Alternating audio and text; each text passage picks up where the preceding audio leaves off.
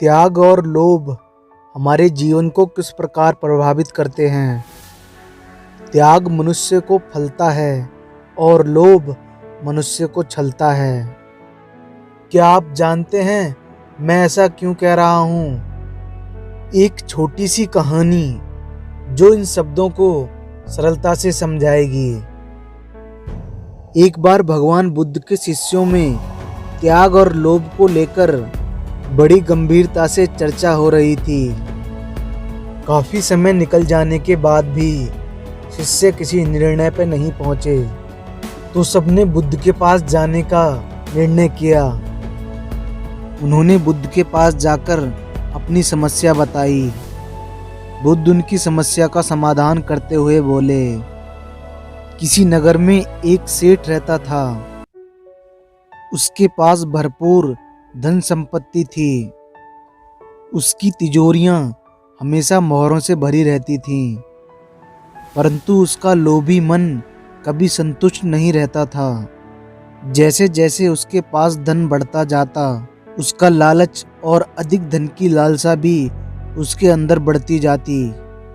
सेठ बहुत ही कंजूस था, कभी किसी को एक कौड़ी तक भी नहीं देता था।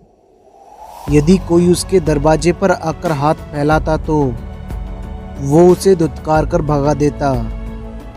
संयोग से एक दिन उसके यहाँ एक साधु आया। उसे देखकर अचानक सेठ को न जाने क्या सूझा। उसने एक पैसा उसकी झोली में डाल दिया।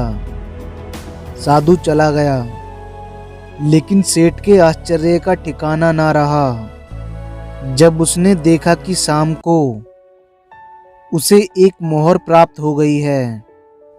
एक पैसे के बदले मोहर। यह सोच सोचकर मारे खुशी के वो सेठ कूदने लगा, परंतु थोड़ी देर में ही उसकी सारी खुशी पश्चाताप में बदल गई। उसके अंदर से आवाज आ रही थी, अरे तू कितना मूर्ख है, तूने साधु को पैसा ही क्यों दिया? यदि एक मोहर ही दे दी होती तो ना जाने तू कितना धनी हो गया होता। ऐसा विचार आते ही सेठ अपने आप को कोसने लगा। बार बार उसके मन में यही विचार आ रहे थे, मैं मूर्ख हूँ, मैंने बहुत बड़ी मूर्खता की है। फिर वह बड़े उतावलेपन से साधु की राह देखने लगा। अगले दिन वो साधु फिर सेठ के द्वार पर पहुंच गया। साधु को देखते ही सेठ की खुशी का ठिकाना ना रहा। वह दौड़कर अपनी तिजोरी में से एक मोहर निकाल लाया और वो साधु की झोली में डाल दी। मोहर लेकर साधु चला गया। साधु के जाते ही सेठ का एक एक क्षण युग की तरह बीतने लगा।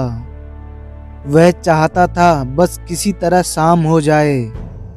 शाम हुई और रात भी हो गई, परंतु सेठ की इच्छा पूरी नहीं हुई। मोहरें मिलना तो दूर, हाथ में आई मोहर भी चली गई। वह बड़ा बेचैन हो गया। मारे दुख के वो अपने सर को पकड़कर बैठ गया।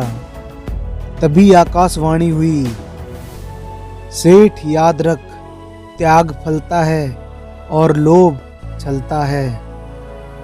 जो मनुष्य किसी चीज को निस्वार्थ होकर देता है, वो उसे जीवन में लाभ अवश्य पहुंचाती है, परंतु लोभ में दी गई चीज हमेशा नुकसान ही पहुंचाती है। ये एक सत्य है। बुद्ध अपने शिष्यों से कहने लगे, अब तो तुम त्याग और लोभ का अर्थ समझ ही गए होगे, और क्या आप भी त्याग और लोभ का अर्थ समझे?